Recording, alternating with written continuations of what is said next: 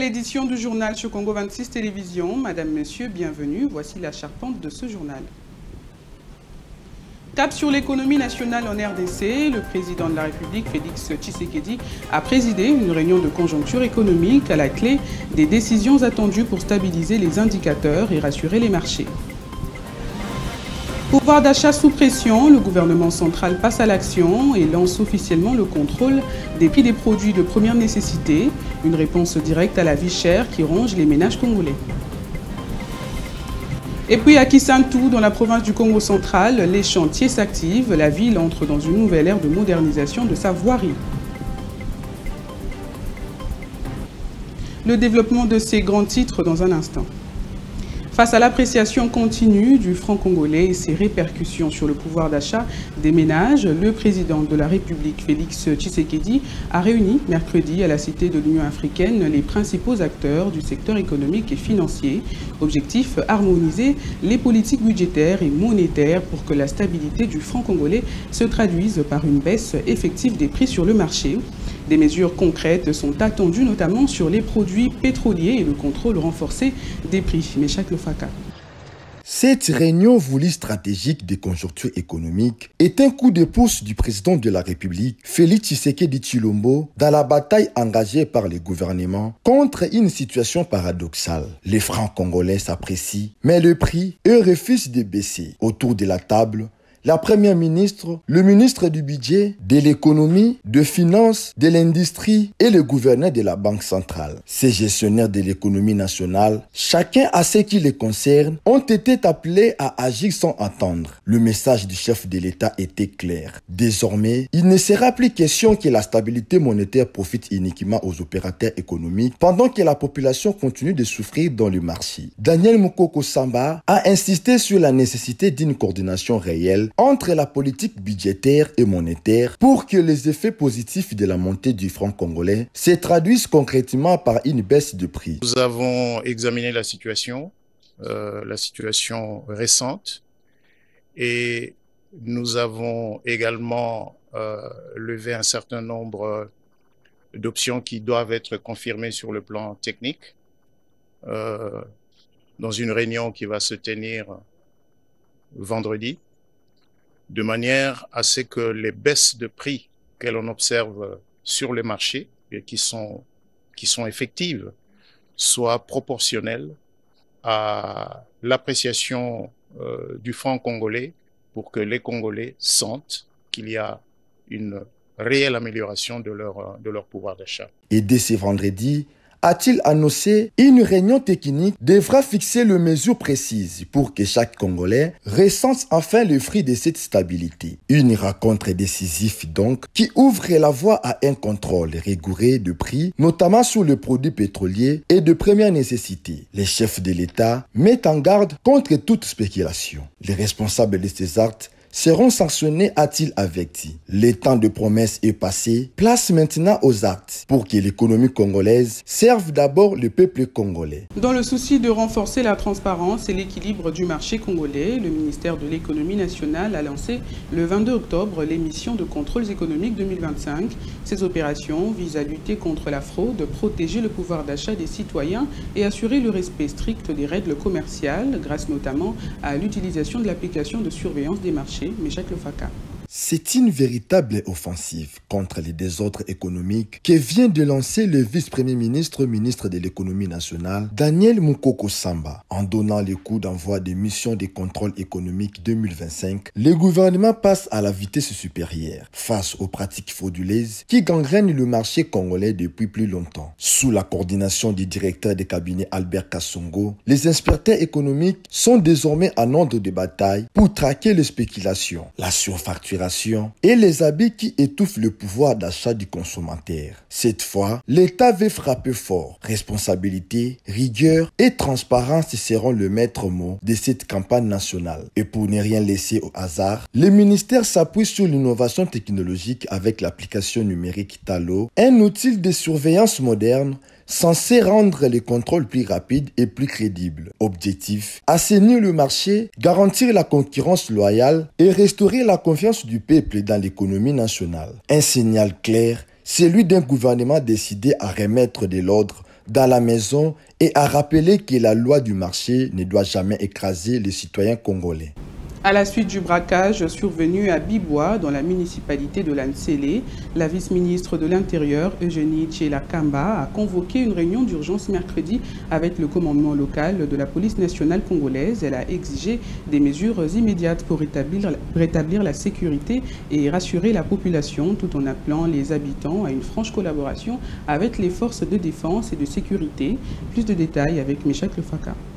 Lors de cette rencontre d'urgence avec le commandant de la police nationale congolaise du district de Lansele, la vice-ministre de l'Intérieur, Eugénie Tchela-Kamba, a formellement instruit les autorités policières de prendre toutes les dispositions immédiates afin d'assurer la sécurité et la paix dans cette juridiction, comme témoigne le commandant de la police de Lansele. Il y a eu braquage, c'est-à-dire la dame là, elle fait souvent des transferts d'argent.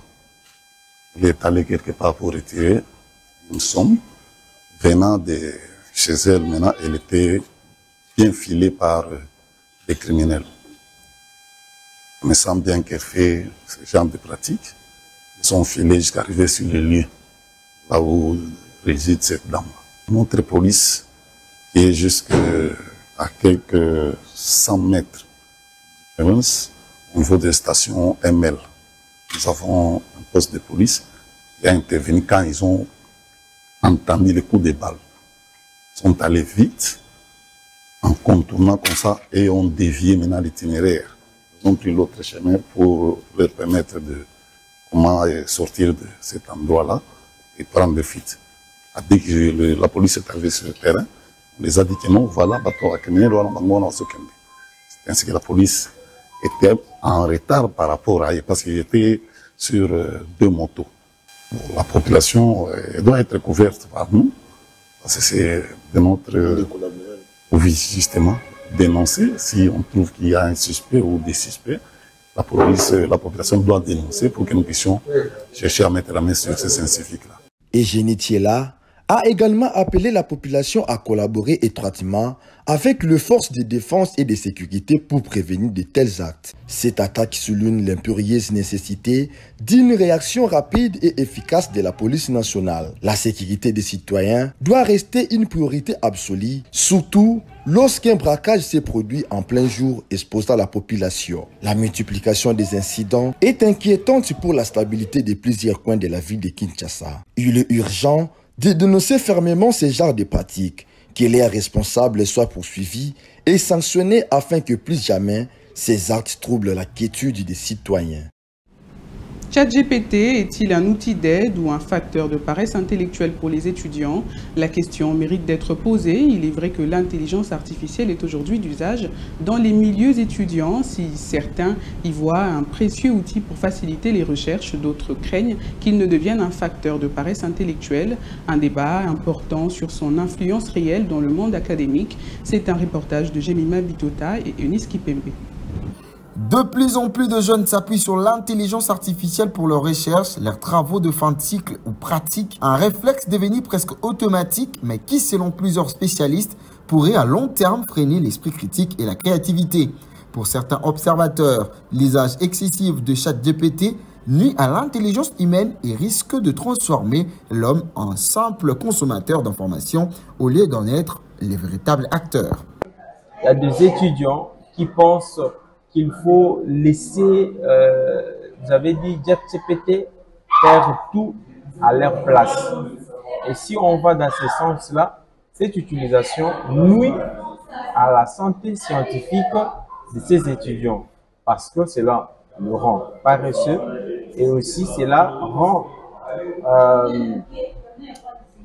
peut causer des problèmes dans l'avenir pour ces étudiants-là qui pourraient avoir des difficultés pour réfléchir et trouver des solutions avec l'intelligence innée ou naturelle.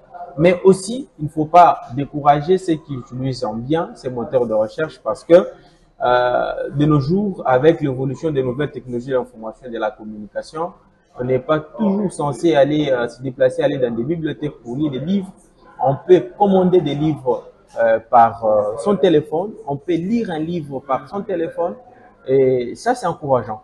Mais ce qui est mauvais, c'est cette utilisation abusive où on demande à ChatGPT ou à l'intelligence artificielle de tout faire à la place des étudiants. C'est ce qui est mauvais et nuisible et ce qui est décourageant. En effet, l'intelligence artificielle n'est pas qu'un moteur de recherche, mais un outil d'assistance qui répond selon les données qu'on lui fournit, a rappelé le professeur Vincent. L'artificiel, ce n'est pas une panacée, ce n'est qu'un outil de travail.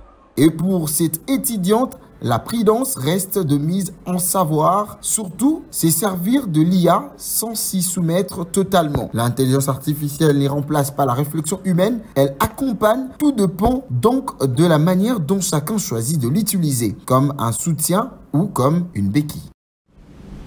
Réhabilitée il y a 10 ans, l'école primaire Révérend Kapini, située au quartier Congo, dans la municipalité de Ngalima, se trouve dans un état déplorable. Les salles de classe vides de bancs, condamnant les élèves à étudier à même le sol. Trésor Corneille-Tambi a fait le constat. L'état de cette école constitue une menace pour l'avenir de ses enfants, obligés de s'y rendre chaque jour afin d'acquérir des connaissances, malgré d'énormes contraintes. Se trouvant au quartier Congo, dans la municipalité d'Ngalima à Kinshasa, l'école primaire et l'institut Révérend Kapini se meurent du jour au lendemain. Des bancs cassés, des salles vidées d'élèves et de bancs, des enfants qui se mettent à même les sols pour apprendre. Il est difficile pour eux de prendre convenablement note, pas d'eau potable. Des inquiétudes qui se lisent dans les enseignants. Premièrement, pour moi, les enfants n'arrivent pas à bien écrire parce que nous n'avons pas assez de bancs. Il y a des enfants qui se mettent par terre. Les enfants n'écrivent pas bien. Donc nous demandons à nos autorités de nous aider. Pour moi, quand vous aidez dans d'autres écoles là, ça nous fait de la joie. Tellement l'enseignement, c'est notre passion. La raison pour laquelle nous sommes là, nous sommes appelés pour encadrer ces enfants. Nous demandons à nos autorités de nous aider vraiment, de nous envoyer les bancs, de nous envoyer le matériel que nous en avons besoin. Vous avez vu comment les enfants sont assis, il n'y a pas de bancs. Nous demandons vraiment une aide. Pour le directeur de cet établissement scolaire public, plusieurs démarches ont été entreprises auprès des organismes privés et publics sans suite favorable. Depuis que nous avons eu la chance de recevoir une qui a réhabilité notre école en 2010, c'est qu'à ce jour, vous voyez que bon, nous faisons face à de nombreux défis. Le courant que voici, ce n'est pas une installation vraiment faite de praticiens du domaine. C'est du bricolage ici. Les enfants, pendant la récréation, ils n'ont pas d'eau. À part le réservoir qu'on a là-bas, qui requiert des eaux de pluie. De la réserve des eaux, il n'y en a pas ici. Prennent de l'eau de la citerne dehors, ce qui n'est pas vraiment propre. C'est de l'eau vraiment propre. Nous avons été à gauche et à droite. Nous avons écrit à la Fondation Maman Denise. Nous avons également écrit au service national. Mais nous restons jusqu'à ce jour sans suite. Alors, je crois que par votre entremise, ça sera un écho qui atteindra peu nos autorités. Et nous espérons à la longue que peut-être une suite nous sera réservée. Un défi majeur devant lequel le gouvernement de la République, premier promoteur de l'enseignement, est placé. Cependant, l'appel est aussi lancé à toutes les personnes, des bonnes volontés en général et au service national en particulier, afin de répondre aux préoccupations de cette école, notamment celles liées à la dotation en banc. Lève-toi, lève-toi. Lancés en juin 2025, les travaux de la boucle de Kisantu donnent un nouveau souffle à la ville. Cette cité emblématique, connue pour son jardin botanique, connaît une véritable métamorphose, modernisation des routes, assainissement et aménagement urbain. Kisantu change de visage et se prépare à écrire une nouvelle page de son développement. Vénis Kipembe pour les détails. À Kisantu, le travaux des voiries changent peu à peu les décors de cette cité, longtemps jetée dans les oubliettes. Partout où il y a quelques mois, les routes étaient impraticables, surtout en saison de pluie, la population découvre aujourd'hui des artères bien tracées, drainées et déjà partiellement asphaltées. Les habitants de Kisantu n'en reviennent pas. Pour beaucoup, c'est un véritable soulagement après des années de calvaire. Vraiment, nous sommes tellement très contents pour l'état de la route. L'état de la route au préalable n'était pas vraiment agréable. Maintenant, les gens marchent. Les motos circulent, les véhicules circulent facilement, pas de problème. nous sommes tellement joyeux, nous sommes tellement... Il salue le travail accompli par les autorités nationales et provinciales et remercie le chef de l'État pour cette attention particulière portée à leur cité. Du côté de l'entreprise chargée de travaux, on assure que tout avance dans les bons et promet la livraison complète de la boucle de Kisontou dans les délais fixés. Aujourd'hui, les travaux sont honorablement avancés. Notre équipe, la mission de contrôle mixte qui est sur place, qui est composée de l'Agence congolaise des grands travaux, de l'Office des voiries et des drainages, renseigne que les travaux sont globalement avancés à 55%. Et ces travaux concernent notamment la réalisation des assainissements ainsi que les couches de base. Là où nous nous trouvons, si vous remarquez, il y a des engins à côté qui circulent. On est en train de mettre la couche de base. Et puisque la boucle avait été lancée depuis le 3 juin avec un délai de 6 mois, la mission de contrôle des prestataires SIC vous informe que le délai sera tenu et que la boucle en tant que telle sera livrée dans le délai. Entre modernisation, espoir et renaissance, Kisontou semble retrouver sa splendeur datant à se demander si cette métamorphose marquera le début d'une nouvelle ère d'infrastructures durables pour tous les Congo central. Sous le leadership de son président, l'AS Saint-Luc de Kananga signe son grand retour en Ligue 1 après 12 ans de purgatoire. Ce comeback historique est scellé par la décision du CONOR de la FECOFA du 20 octobre 2025 qui donne gain de cause au club dans le litige qui l'opposait du FC Kayembe. L'association sportive Saint-Luc de Kananga revient en Ligue 1 après 12 ans d'absence, portée par la vision éclairée de Maître Donald Kabasele, un retour qui marque plus qu'une victoire, un symbole de justice, d'ambition et de renaissance pour tous les grands Kassai. Ces succès portés par la vision et la détermination de Maître Donald Kabasele, président sponsor du club. Véritable artisan de cette renaissance, il a su mobiliser ressources, talents et stratégies pour ramener Saint-Luc au sommet. Devant la FECOFA. Et voilà, de manière juste, la FECOFA a constaté que ces joueurs-là, c'est un joueur de Saint-Luc. Il ne pouvait pas jouer pour Kayembe. Et ils ont décidé que Kayembe perd ses matchs par forfait de 3 à 0. Donc voilà un peu l'historique. Alors, cela a pour conséquence ce qui suit. Selon les classements de notre zone centre-sud, nous étions deuxième avant la résolution de ce conflit. Un seul point nous séparait de Chikas, qui avait une avance d'un seul point. Alors, dès que nous, on perd le match, plutôt, on gagne le match par forfait, ça voudrait dire que nous reprenons la première place, nous dépassons Chikas désormais de 2 points. Et comme il est de principe que c'est le premier de chaque poule qui joue la Ligue 1, c'est une conséquence logique, nous devrions jouer la Ligue. Moi, je suis quelqu'un de conviction. Je suis très convaincu. Je savais déjà qu'avec la justice telle qu'elle est, nous devrions jouer la Ligue 1. J'étais très convaincu parce que j'estimais que c'était une injustice. J'ai préparé déjà l'équipe pour qu'elle joue la Ligue 1. J'ai un effectif costaud. Et il n'y a qu'à vous rappeler le match que nous avons joué avec Imana. On a battu le DSMP, Motema Pembe. Nous avons battu le FC MK. Nous avons battu les clubs Renaissance. Ce ne sont pas le moindre club, ce sont de grands clubs.